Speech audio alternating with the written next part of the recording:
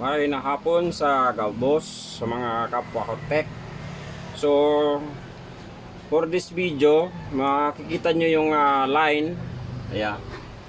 Kung yung mga TV, may lines. Ayan, may lines siya eh. So, ang tanong, kaya pa bang tanggalin yung lines na yan? So, susubukan ko ngayon kung matatanggal pa siya. Ayan may mga lines.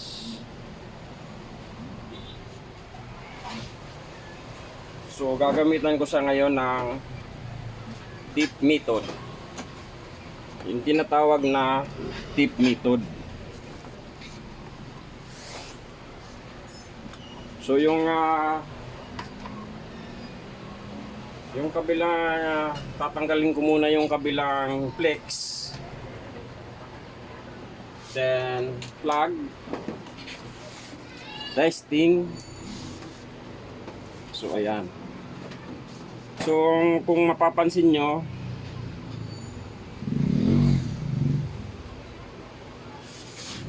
hintayin lang natin na ilang saglit para lumabas yung kanyang video, yung kanyang image. So ayan, kung mapapansin mo siya rito, wala siyang guhit.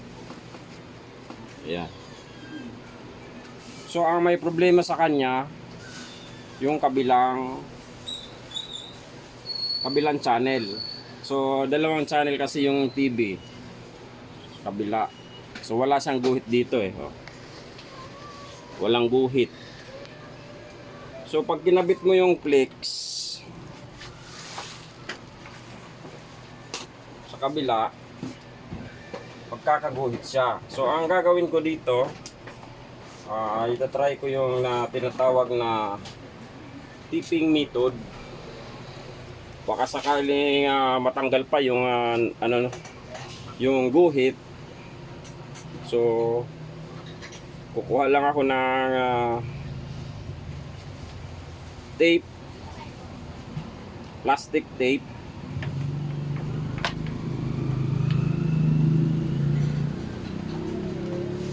So ilalagay ko siya rito sa kabila.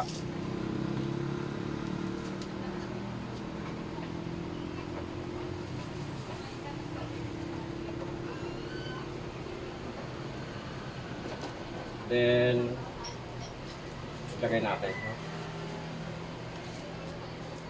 So i-plug uli.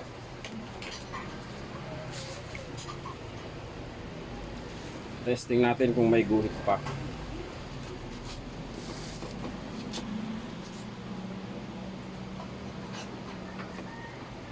Antayin lang natin na lumabas yung image.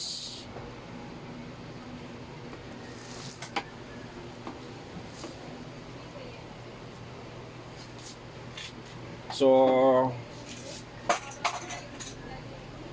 wala na siyang guhit.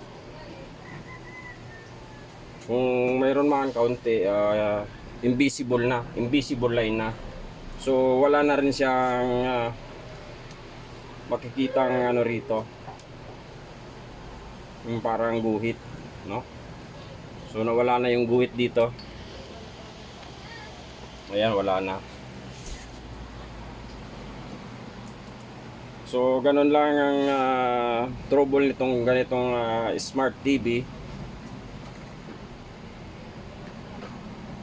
Nagagawan pa naman ng paraan. Pero yung minsan yung iba, wala na talaga yung guhit, talagang naka-fix na dyan dahil sira na yung pinakang screen.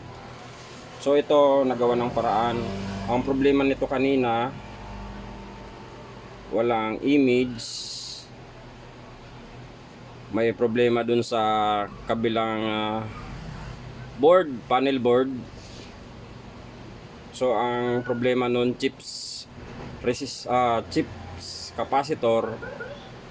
Yung pinakandulo ng chips capacitor shorted na. So nagawa na yung ating TV. Pwede na uling panuuran. So pira na. Salamat sa panonood.